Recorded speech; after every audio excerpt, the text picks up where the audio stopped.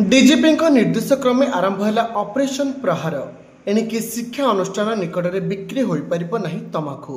Brahmapur police पक्षर विपुल परिमाण गुटखा जबत 44 दोकानी को notice जारी। सहर गलिकंदी ठारू आरंभ कर चारिआडे पान दोकान में बिक्री होउछि गुटखा एवं तमाखु जातीय सामग्री। एथिरे स्कूल निकटस्थ अंचल मध्य बाद पड़ुनाही।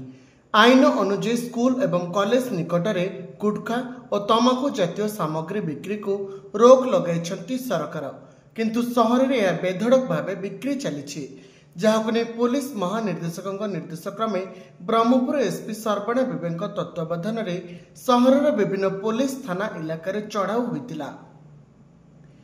विपुल परिमाण तमाखु सामग्री जबत करने सहित बड़बजार थाना पुलिस पक्षर 11 जन दोकानी को नोटिस जारी एवं गोसाणी नुआगां थाना पक्षर 12 जन को और बैद्यनाथपुर थाना पक्षर 11 जन को और टाउन थाना पक्षर 11 जन दोकानी को नोटिस दि जाइछि।